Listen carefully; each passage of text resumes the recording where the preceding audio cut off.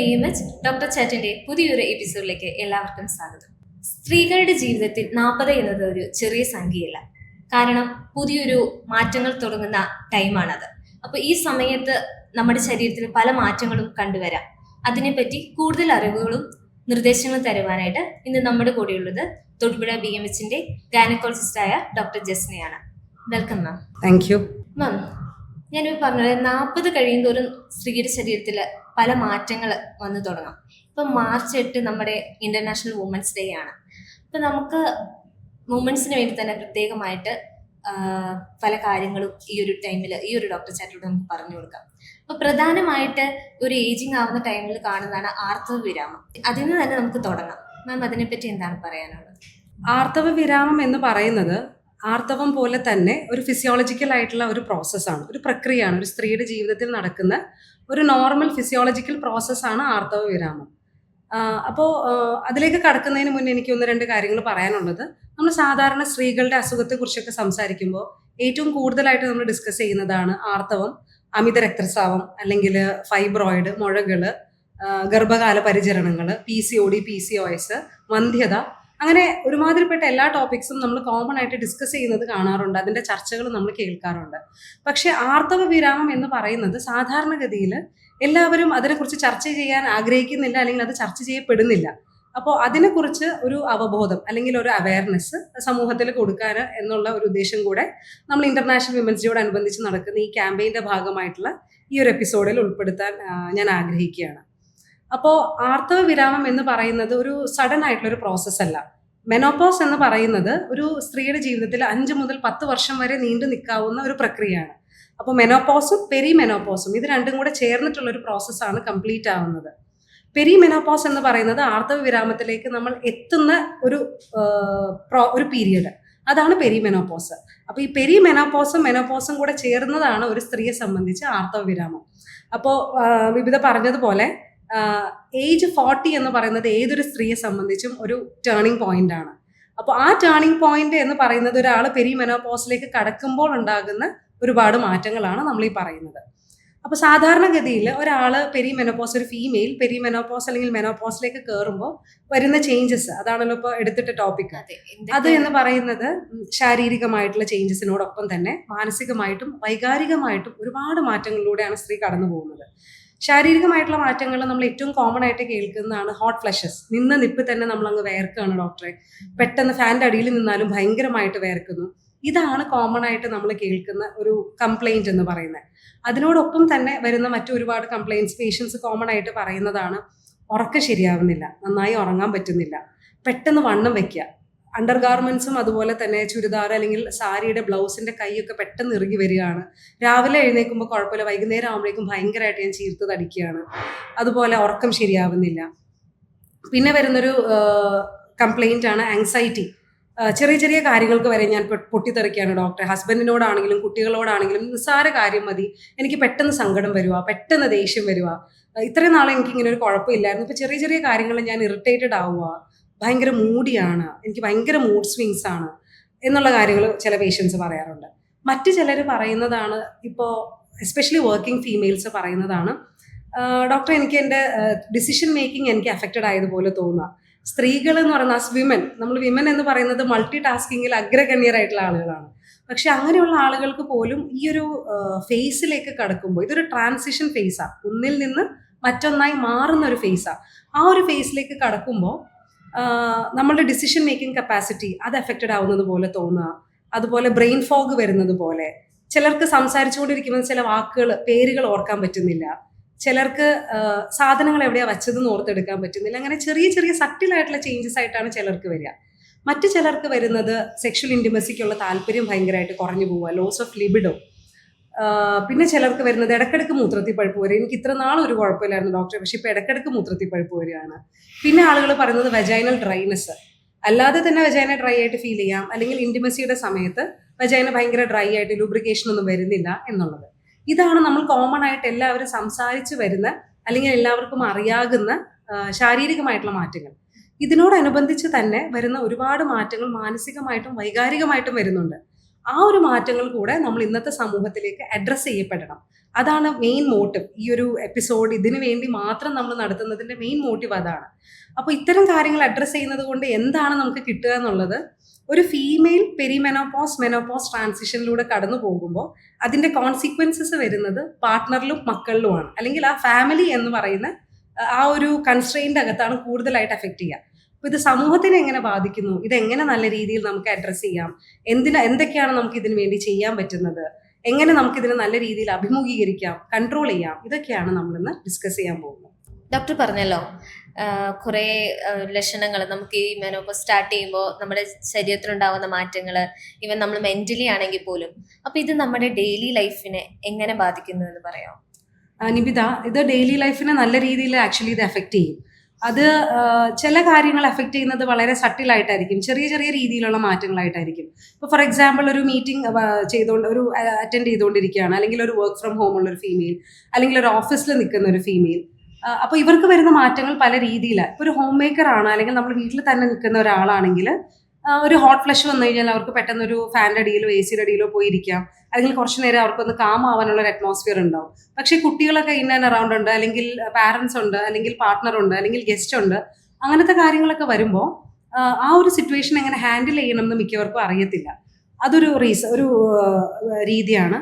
രണ്ടാമത്തെ ഒരു രീതി എന്ന് പറയുന്നത്, ഇപ്പോൾ ഒരു മീറ്റിംഗ് അറ്റൻഡ് ചെയ്തുകൊണ്ടിരിക്കുന്നു, അല്ലെങ്കിൽ ഒരു പബ്ലിക് ആയിട്ടുള്ള ഒരു ഫംഗ്ഷനിൽ നിൽക്കുന്ന ഒരാൾക്ക് പെട്ടെന്ന് ഇങ്ങനെ ഒരു ബുദ്ധിമുട്ട് വരുമ്പോൾ അതിൽ നിന്ന് നമുക്കൊന്ന് റിക്കവർ ചെയ്യാൻ, അല്ലെങ്കിൽ നമുക്കൊന്ന് കാമാവാൻ അങ്ങനെ ഒരു സിറ്റുവേഷൻ നമുക്ക് വരുന്നില്ല ഒരുപാട് ആളുകൾ ചുറ്റും നിൽക്കുമ്പോൾ. അപ്പോൾ അത് ഒരു രീതിയിൽ എഫക്റ്റ് ചെയ്യുന്ന ഒരു കാര്യമാണ്. നെക്സ്റ്റ് തിങ് എന്ന് പറയുന്നത്, ചെറിയ ചെറിയ കാര്യങ്ങൾ പോലും ഇറിറ്റേറ്റഡ് ആയിട്ട് നിൽക്കുന്ന ഒരു സിറ്റുവേഷനിൽ, അല്ലെങ്കിൽ ചെറിയ ചെറിയ കാര്യങ്ങൾ ഒരു ഫ്രസ്ട്രേറ്റഡ് ആവുന്ന ഒരാൾ ഒരു ജോയിന്റ് ഫാമിലിയിൽ നിൽക്കുകയാണ്, അല്ലെങ്കിൽ ഒരു ന്യൂക്ലിയർ ഫാമിലിയിൽ തന്നെ ആണെങ്കിലും ഇതിന്റെ കോൺസിക്വൻസസ് എന്ന് പറയുന്നത് സ്വന്തം പാർട്ട്ണറിലേക്കോ അല്ലെങ്കിൽ കുട്ടികളിലേക്കോ ആണ് പോവുക. അപ്പോൾ അത്തരം വരുമ്പോൾ ഇത് നടക്കുന്ന സമയത്ത് അവരവരുടെ feelings they are just getting it out.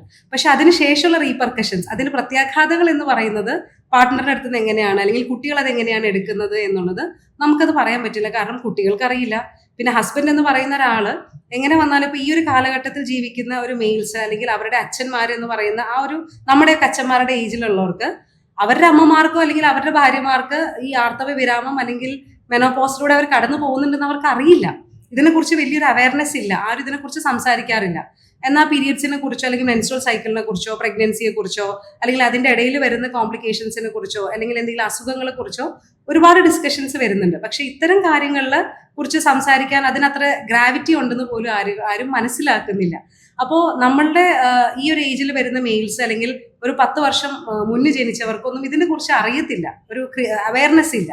So അതറിയാത്തത് കൊണ്ട് ഇതേ സിറ്റുവേഷനിൽ അവരുടെ പാർട്ട്നേഴ്സ് അവരോട് റെസ്പോണ്ട് ചെയ്യുമ്പോൾ തിരിച്ചെങ്ങനെ പ്രതികരിക്കണം എന്ന് അവർക്കറിയില്ല. അല്ലെങ്കിൽ ഇത്തരം ഒരു സിറ്റുവേഷനിലൂടെ സ്വന്തം പാർട്ട്ണറോ അല്ലെങ്കിൽ സഹോദരിയോ അല്ലെങ്കിൽ അമ്മയോ കടന്നു പോകുന്നത് കൊണ്ടാണ് ഇവർക്ക് മനസ്സിലാക്കാൻ പറ്റുന്നില്ല. സോ അതുകൊണ്ട് അവരും പ്രതികരിക്കുന്ന രീതി വേറെ ആയിരിക്കും. അപ്പോൾ ഒന്നിനും മുകളിൽ ഒന്നായിട്ട് പല രീതിയിലുള്ള റെസ്പോൺസസ് ആയിരിക്കും നമുക്ക് ചുറ്റുമുള്ള ആളുകളിൽ നിന്ന് കിട്ടുന്നത്. മാം പറഞ്ഞ പോലെ ഈ മാറ്റങ്ങൾ ലൈഫ് ലോങ് ആയിരിക്കുമോ, അതോ ഇതിനൊരു സൊല്യൂഷൻ ഇല്ലേ എന്നുള്ളത്? ലൈഫ് ലോങ് എന്ന് വെച്ചാൽ നമ്മൾക്ക് ഈ പെരിമോനോപോസ് അല്ലെങ്കിൽ മെനോപോസ് എന്ന് പറയുന്നത് ഒരു ആവറേജ് കാലഘട്ടം 3 മുതൽ 7 വർഷം വരെയാണ് സാധാരണഗതിയിൽ. പക്ഷെ ചില സ്ത്രീകൾക്ക് അത് 5 മുതൽ 10 വർഷം വരെ ആകാം. അപ്പോൾ അതിന് കറക്റ്റ് ഒരു പീരീഡ് ഇല്ല. ഒരു വണ്ടി സഡൻ ബ്രേക്ക് ഇട്ട് ചവിട്ടുന്നത് പോലെ ഇപ്പം മെനോപോസ് ആയി എന്ന് നമുക്ക് പറയാൻ പറ്റില്ല. അതൊരു കാലഘട്ടമാണ്, ഒരു പരിണാമമാണ്. അപ്പോൾ അത് കുറച്ച് സമയം എടുക്കാനാണ് സാധ്യത. പിന്നെ അത് ഓരോ ഇൻഡിവിജ്വലിൻ്റെ ഓരോ വ്യക്തിത്വം എന്നതുപോലെ ഓരോ സ്ത്രീക്കും ഒരു ബയോളജിക്കൽ ക്ലോക്ക് ഉണ്ട്. അവർ പീരിയഡ്സ് തുടങ്ങുന്നതും അവരുടെ പീരിയഡ്സ് അവസാനിക്കുന്നതും ഓരോ സമയമാണ്. അപ്പോൾ അത് ഓരോരുത്തർക്കും വ്യത്യാസമാണ്. അപ്പോൾ ഒരാൾക്ക് തുടങ്ങുന്നതും അവസാനിക്കുന്നതും പോലെയല്ല. ഇപ്പോൾ ചിലർക്ക് പ്രിമച്ചുറായിട്ട് അവർ മെനോപോസ് അറ്റൈൻ ചെയ്യും. 40 വയസ്സിന് മുന്നേ ചിലർക്ക് മെൻസസ് നിൽക്കാറുണ്ട്. ആ ഒരു പ്രീ മെനോപോസിലേക്ക് അവർ പോവാറുണ്ട്. ചിലർക്ക് 50-55 വയസ്സ് വരെ മെൻസ്ട്രൽ സൈക്കിൾ നിൽക്കുന്ന ഫീമെയിൽസും നമുക്കിടയിലുണ്ട്. സോ നമുക്കൊരു പെർട്ടിക്കുലർ ഇയർ അല്ലെങ്കിൽ എക്സാക്ട് ടൈം നമുക്ക് പറയാൻ പറ്റില്ല. But usually on an average ഒരു 3 to 10 ഇയേഴ്സിൻ്റെ അകത്താണ് ഈ ഒരു ചേഞ്ചസ് നിൽക്കുക. ഡോക്ടർ, ആർത്തവ വിരാമം സ്ത്രീകളുടെ ആരോഗ്യപരമായ എന്തെങ്കിലും അപകടങ്ങൾ ഉണ്ടാക്കുന്നുണ്ടോ? അപകടങ്ങൾ എന്നതിനേക്കാൾ ഉപരി അതിൻ്റേതായിട്ടുള്ള കുറച്ച് കോൺസിക്വൻസസ് ഒരു സ്ത്രീക്ക് വരാറുണ്ട്. അപ്പോൾ ഈ മെനോപോസ് എന്ന് പറയുന്നത് ഈസ്ട്രജൻ എന്ന് പറയുന്ന ആ സ്ത്രൈണത, ആ ഒരു ഹോർമോണിന്റെ ലെവൽ കുറയുന്നതാണ് മെനോപോസ് എന്ന് പറയുന്നത്. അപ്പോൾ സാധാരണഗതിയിൽ നമുക്ക് പുറമേ കാണുന്ന കുറേ മാറ്റങ്ങളുണ്ട്, അതല്ലാതെ വരുന്ന കുറച്ച് മാറ്റങ്ങളും കൂടിയുണ്ട്. മെയിനായിട്ട് നമ്മൾ ആദ്യമായിട്ട് പറയുന്നത് ഈസ്ട്രജൻ എന്ന് പറയുന്ന ഹോർമോൺ സ്ത്രീകൾക്ക് എപ്പോഴും പ്രൊട്ടക്റ്റീവാണ്. നമുക്കതൊരു പ്രൊട്ടക്ഷനാണ്. ആ സ്ത്രൈണത എന്ന് പറയുന്നത് സ്ത്രീക്കൊരു പ്രൊട്ടക്ഷൻ തന്നെയാണ്. അപ്പോൾ ഈ ഹോർമോണിന്റെ ലെവൽ കുറയുമ്പോൾ ഒന്ന് മെയിനായിട്ട് വരുന്ന ചേഞ്ച് കൊളസ്ട്രോളിന്റെ ലെവൽ കുറച്ച് വ്യതിയാനങ്ങൾ വരും. അപ്പോൾ ഹാർട്ടിനെ പ്രൊട്ടക്ട് ചെയ്യുന്ന HDL നമുക്ക് പൊതുവേ കൂടുതലാണ്. മെനോപോസിലേക്ക് പോകുമ്പോൾ അതിന്റെ അളവ് കുറച്ച് കുറയും, ചീത്ത കൊളസ്ട്രോളിന്റെ അളവ് കുറച്ച് കൂടും. അപ്പോൾ നമുക്ക് നോർമലി ഒരു ഹാർട്ടിന് പ്രൊട്ടക്ഷൻ ഉള്ളത് നമുക്കത് കിട്ടില്ല. പിന്നെ വരുന്നത് എന്ന് പറയുന്നത് അപ്പോൾ ഹൃദ്രോഗ സാധ്യതകൾ കൂടുതലായിട്ട് വരും. രണ്ടാമത് വരുന്ന മാറ്റം മെനോപോസ് വരുമ്പോൾ ഹോർമോൺ ലെവൽ കുറയുമ്പോൾ അടിവയറിന് ചുറ്റും അതുപോലെ മാറിന് ചുറ്റും അല്ലെങ്കിൽ തൊട ഇങ്ങനെയുള്ള സ്ഥലങ്ങൾക്ക് ചുറ്റുമായിട്ട് കൊഴുപ്പ് കൂടുതൽ അടിയും. അപ്പോൾ കൊഴുപ്പ് കൂടുതലായിട്ട് ഉണ്ടാക്കാവുന്ന അതിൻ്റെതായിട്ടുള്ള കോംപ്ലിക്കേഷൻസ്, ചിലർക്ക് അതിനോടനുബന്ധിച്ച് ഭാരം കൂടുമ്പോൾ ഡയബറ്റിസ് വരാം, ഹൈപ്പർ ടെൻഷൻ വരാം, കൊളസ്ട്രോൾ റിലേറ്റഡ് ആയിട്ടുള്ള അസുഖങ്ങളൊക്കെ വരാം. മറ്റ് ഒരു ഇമ്പോർട്ടൻ്റ് ആയിട്ടുള്ള ഒരു മാറ്റം എന്ന് പറയുന്നത് എല്ലിൻ്റെ ഒരു എല്ലിനെ എങ്ങനെ എഫക്റ്റ് ചെയ്യുന്നു എന്നുള്ളതാണ്. നമുക്ക് ഓസ്റ്റിയോപൊറോസിസ്, എല്ലിന് തേയ്മാനം വരാം, ബോണിന്റെ ഡെൻസിറ്റി കുറയാം. അതുകൊണ്ടാണ് ഈ മെൻസസ് നിന്ന് അല്ലെങ്കിൽ ആർത്തവം നിന്ന് കഴിഞ്ഞതിന് ശേഷം സ്ത്രീകൾക്ക് കൂടുതലായിട്ടും ഫ്രാക്ചേഴ്സ് ഒക്കെ കണ്ടുവരുന്നത്. അപ്പോൾ ഈസ്ട്രജൻ എന്ന് പറയുന്നത് പൊതുവെ സ്ത്രീകൾക്ക് പ്രൊട്ടക്റ്റീവാണ്. അത് പോയി കഴിയുമ്പോഴുണ്ടാകുന്ന മാറ്റങ്ങളാണ് ഈ പറയുന്ന എല്ലിന് തേയ്മാനം വരുന്നതും ഹാർട്ടിന് ഒരു പ്രൊട്ടക്റ്റീവ് ആയിട്ടുള്ള ഒരു എഫക്റ്റ് പോകുന്നതും. മറ്റൊന്ന് പറയുന്നത് തൈറോയിഡിന്റെ ഫ്ലക്ച്വേഷൻസ് ചിലർക്ക് മെനോപോസ് അടുക്കുമ്പോൾ കാണാറുണ്ട്. അപ്പോൾ അതിൻ്റെതായിട്ടുള്ള ഹോർമോണൽ വ്യതിയാനങ്ങൾ വരാം. പിന്നെ വരുന്നൊരു മാറ്റമാണ് വെജൈനൽ ആയിട്ടുള്ള ഒരു ഡ്രൈനസ്, സെക്ഷൽ ലിബിഡോ, അതുപോലെ ആ ഭാഗത്തുള്ള തൊലി അല്ലെങ്കിൽ ആ ഭാഗത്തുള്ള വെജൈനയുടെ ഭിത്തി അത് ഭയങ്കര ഡ്രൈ ആയിട്ട് വരാനും, അതിനോടനുബന്ധിച്ച് ചില പേഷ്യൻസ് പറയും മൂത്രം പോകുമ്പോൾ എപ്പോഴും പുകച്ചിൽ, ചിലപ്പോൾ യൂറിൻ നോക്കുമ്പോൾ ഇൻഫെക്ഷൻ ഉണ്ടാവില്ല, അപ്പോൾ മൂത്രനാളിക്ക് ചുറ്റും അല്ലെങ്കിൽ വെജൈനയ്ക്ക് ചുറ്റുമുള്ളൊരു പുകച്ചിൽ, ബന്ധപ്പെടുമ്പോഴുണ്ടാകുന്ന അസ്വസ്ഥതകൾ, അതൊക്കെ കോമൺ ആയിട്ട് വരുന്നൊരു മാറ്റമാണ്. പിന്നെ മറ്റൊരു കാര്യം പറയാനുള്ളത്, ഈ ഒരു ഈസ്ട്രജൻ കുറയുമ്പോൾ തന്നെ നമ്മൾ ഫിസിക്കൽ അപ്പിയറൻസിൽ ഒരുപാട് മാറ്റങ്ങൾ വരാറുണ്ട്. ചിലർക്ക് മുടികൊഴിച്ചിൽ, അകാരണമായിട്ടുള്ളൊരു മുടികൊഴിച്ചിൽ ചിലർ പറയും. ചിലർ നമ്മൾ കോമൺ ആയിട്ട് കാണുന്നത് സ്കിന്നൊക്കെ കുറച്ചുകൂടെ ഹാർഡായി, ഡോക്ടറെ ഭയങ്കര സോഫ്റ്റ് ആൻഡ് സപ്പിൾ സ്കിന്നായിരിക്കും നമുക്ക് കുറച്ചുകൂടെ യങ് ഏജിൽ. കുറച്ചുകൂടെ ഏജ് വരുന്നതോറും സ്കിൻ കുറച്ചുകൂടെ ഹാർഡായിട്ട് വരും. അതുപോലെ കുറച്ചുകൂടെ റിങ്കിൾസ് ക്ലിയർ ആയിട്ട് വരും, നമുക്ക് കുറച്ചുകൂടെ ക്ലിയർ ആയിട്ട് കാണാൻ പറ്റും. ചുളിവുകൾ വരുന്നത്, സ്കിന്നിന്റെ ആ ഒരു ഗ്ലിസണിങ് അല്ലെങ്കിൽ ആ ഒരു ലസ്റ്റർ അതൊക്കെ എഫക്റ്റഡ് ആവും. അപ്പോൾ അങ്ങനെയുള്ള കാര്യങ്ങൾ കൂടെ ഇതിന് ഭാഗമായിട്ട് വരാറുണ്ട്. ഓക്കെ, അപ്പൊ ഈ അപകട സാധ്യതകളെ കുറിച്ച് മാം ഇപ്പൊ പറഞ്ഞല്ലോ. അപ്പൊ ഇതിനെയൊക്കെ ഒഴിവാക്കാൻ പറ്റിയ സൊല്യൂഷൻസ്? ഒഴിവാക്കാൻ നമുക്ക് രണ്ട് രീതിയിലാണ്. നമുക്കിതിന് പ്രിവെൻഷനും ഉണ്ട്, നമുക്ക് ട്രീറ്റ്മെന്റും ഉണ്ട്. അതായത് നമുക്ക് എന്തൊക്കെ ചെയ്ത് നമുക്ക് ഈ മെനോപോസിന്റെ കാഠിന്യം കുറയ്ക്കാം എന്നുള്ളതാണ്. അതിലാദ്യമായിട്ട് എനിക്ക് പറയാനുള്ളതും ഏറ്റവും കൂടുതൽ നമ്മൾ ഊന്നൽ കൊടുക്കേണ്ടതും അക്സെപ്റ്റൻസ് ആണ്. അക്സെപ്റ്റൻസ് എന്ന് പറയുന്നത് ഇപ്പോൾ ഈ 2026 ഇപ്പോൾ ഈ March 8 ഇന്റർനാഷണൽ വിമൻസ് ഡേയുടെ തീം എന്ന് പറയുന്നത് ഗിവ് ടു ഗെയിൻ എന്നുള്ളതാണ്. അതായത് നേടിയെടുക്കുന്നതിനായി നൽകുക. സോ ആദ്യമായിട്ട് നമ്മൾ ചെയ്യേണ്ടത് അക്സെപ്റ്റൻസ് ആണ്. സെക്കൻഡ്, നമുക്ക് വേണ്ടത് ഒരു സപ്പോർട്ടാണ്. അപ്പോൾ സ്ത്രീകൾ പരസ്പരം ഇത്തരത്തിലുള്ള ഒരു ചേഞ്ചിലൂടെ നമ്മൾ കടന്നു പോകുന്നവരാണ്. നമ്മളും കടന്നു പോകും, മറ്റുള്ളവരും കടന്നു പോകുന്നവരാണ്, അവരും കടന്നു പോകുന്നുണ്ടാകാം എന്നുള്ള ഒരു അണ്ടർസ്റ്റാൻഡിങ് അത് വേണം. പിന്നെ പരസ്പരം സപ്പോർട്ട് ചെയ്യുക എന്നുള്ളതാണ്. ഇത് രണ്ടുമാണ് നമ്മൾ ആദ്യം വേണ്ടത്. നെക്സ്റ്റ് നമുക്ക് വേണ്ടത് എന്ന് പറയുന്നത് നമുക്ക് എങ്ങനെ ഇതിനെ പ്രിവെൻഷൻ അതിലേക്ക് കടക്കാം എന്നുള്ളത്. അതിലാദ്യമായിട്ട് എനിക്ക് ഏറ്റവും കൂടുതൽ ഊന്നൽ കൊടുക്കാനുള്ളത് എക്സസൈസാണ്. ശാരീരികമായിട്ട് നമ്മൾ കുറച്ചുകൂടെ അധ്വാനിക്കണം. വീട്ടിലെ ജോലി ഒരു ജോലിയല്ല. എല്ലാവരും പറയും ഞാൻ വീട്ടിൽ ഒരുപാട് ജോലി എടുക്കുന്നുണ്ട് ഡോക്ടറെ, ഇനി എന്തിനാ ഞാനൊരു എക്സസൈസ് എന്ന്. പക്ഷെ അത് ഒരു പരിഹാരമല്ല. നമുക്ക് മെയിനായിട്ട് വേണ്ടത് സ്ട്രെങ്ത് ട്രെയിനിങ് ആണ്. 30 വയസ്സിന് ശേഷം ഓരോ 10 വർഷം കൂടുന്തോറും എല്ലാ സ്ത്രീകൾക്കും 3 മുതൽ 8% വരെ മസിൽ മാസ് നഷ്ടപ്പെടും. സാർക്കോപീനിയ സംഭവിക്കുന്നുണ്ട്, മസിൽ നഷ്ടപ്പെടുന്നുണ്ട്. സോ നമുക്ക് ഉള്ള മസിലുകൾ നമ്മൾ സ്ട്രെങ്തൻ ചെയ്ത് വെക്കുക, അതിനൊരു സ്ട്രെങ്ത് കൊടുക്കുക എന്നുള്ളത് വളരെ ഇമ്പോർട്ടൻ്റ് ആണ്. അപ്പോൾ സ്ട്രെങ്ത് ട്രെയിനിങ് ചെറിയ രീതിയിൽ ഡംബൽസ് ഉപയോഗിച്ചിട്ടോ വെയിറ്റ് ലിഫ്റ്റിങ്ങോ പറ്റുന്നവർക്ക് അത് ചെയ്യാം. അതിനൊപ്പം തന്നെ നമ്മൾ കാർഡിയോയും അതുപോലെ തന്നെ ജോയിന്റ് മൊബിലിറ്റി, സ്ട്രെച്ചിങ്, ഇതിനൊക്കെ നമ്മൾ ഇമ്പോർട്ടൻസ് കൊടുക്കണം. മൊബിലിറ്റി എന്ന് പറയുന്നത് നമുക്ക് ഏജ് ആകുന്തോറും ജോയിന്റ് മൊബിലിറ്റി അത് വളരെയധികം ഇമ്പോർട്ടൻ്റ് ആണ്.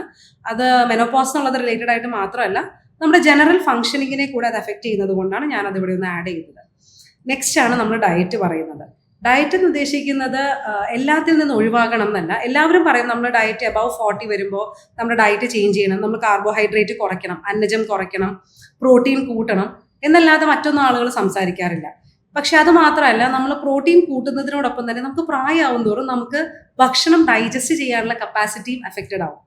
അപ്പോൾ ഒരുപാട് പ്രോട്ടീൻ മാത്രം കഴിച്ചാൽ പോരാ, നമ്മൾ അതിനൊപ്പം ഫൈബർ കൂടെ ഉൾപ്പെടുത്തണം. നാരുകൾ അടങ്ങിയ ഭക്ഷണം കൂടെ ഉൾപ്പെടുത്തണം. എന്നാൽ മാത്രമാണ് നമ്മൾ ഈ കഴിക്കുന്ന അന്നജവും അതുപോലെ തന്നെ പ്രോട്ടീനും നല്ല രീതിയിൽ ദഹിച്ച് ശരീരത്തിലേക്ക് അബ്സോർബ് ആവത്തുള്ളൂ. So diet.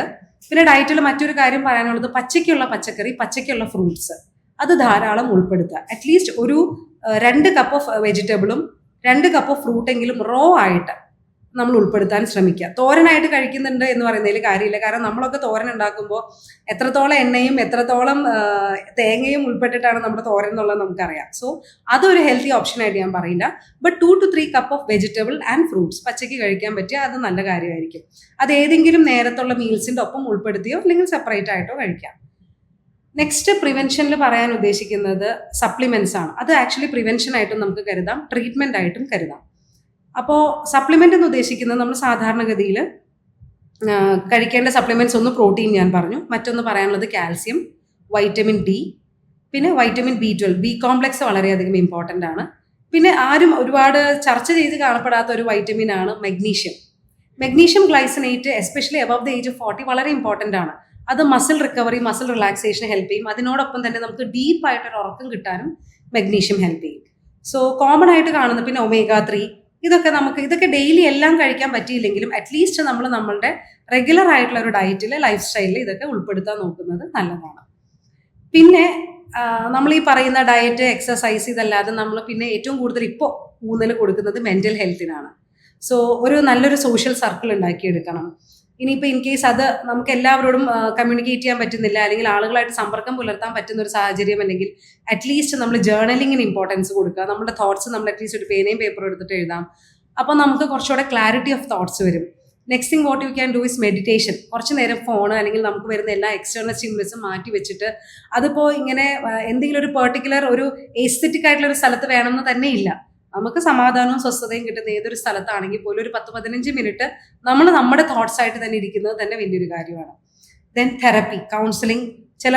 ചില ആളുകൾക്ക് ഇപ്പോൾ മെനോപോസ് ഹാൻഡിൽ ചെയ്യുന്നത് പല രീതിയായിരിക്കും.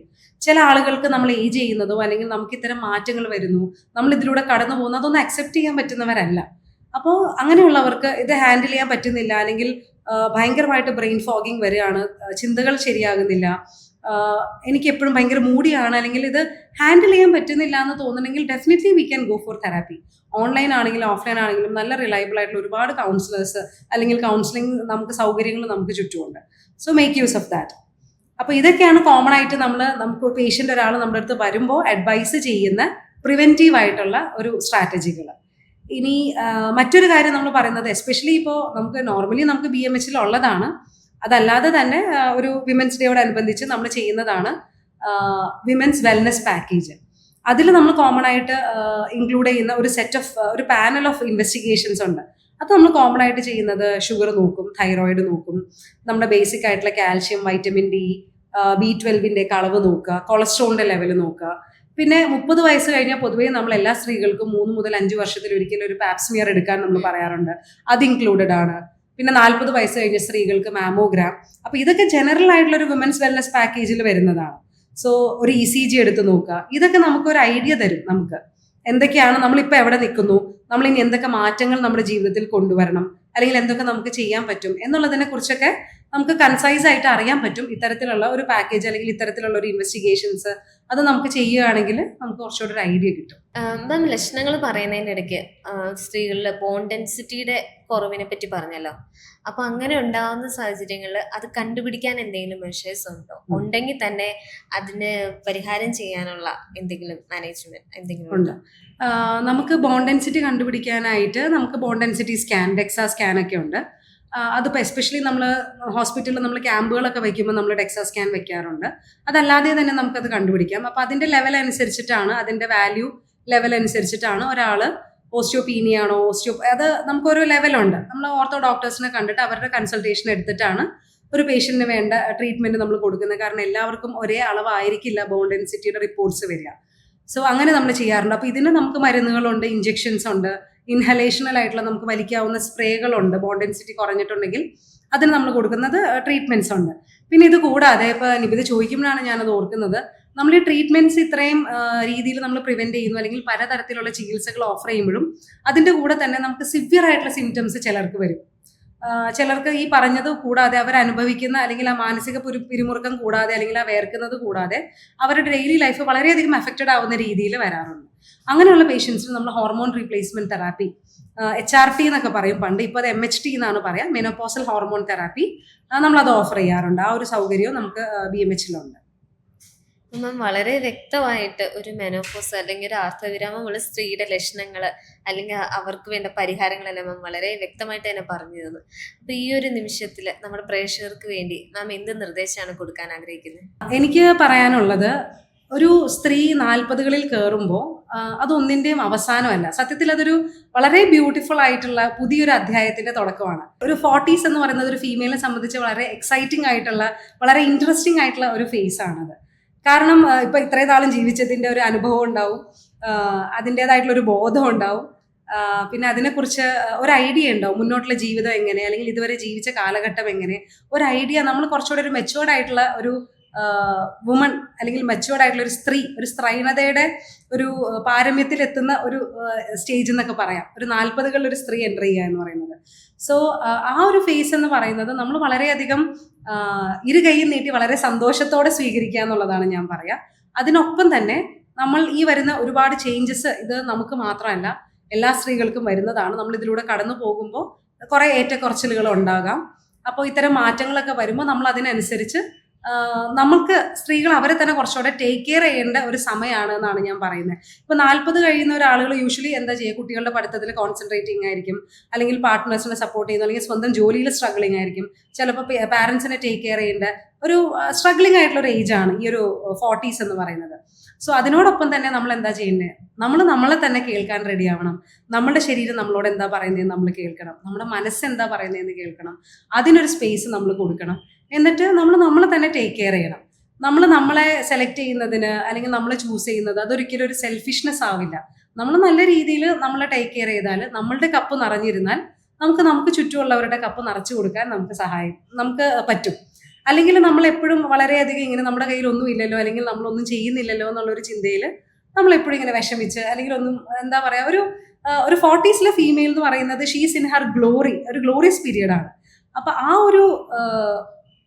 ആ ഒരു പീരിയഡ് നമ്മൾ നല്ല രീതിയിൽ ആസ്വദിക്കാനും പരസ്പരം എല്ലാവരും അത് മനസ്സിലാക്കി സപ്പോർട്ട് ചെയ്യാനും ഇത് അംഗീകരിച്ച് മുന്നോട്ട് വരാനും പറ്റുന്ന ഒരു സാഹചര്യം നമ്മൾ പരസ്പരം എല്ലാവർക്കും നമുക്കും നമ്മൾ ഉണ്ടാക്കി കൊടുക്കണം എന്നുള്ളതാണ് എനിക്ക് പറയാനുള്ളത്.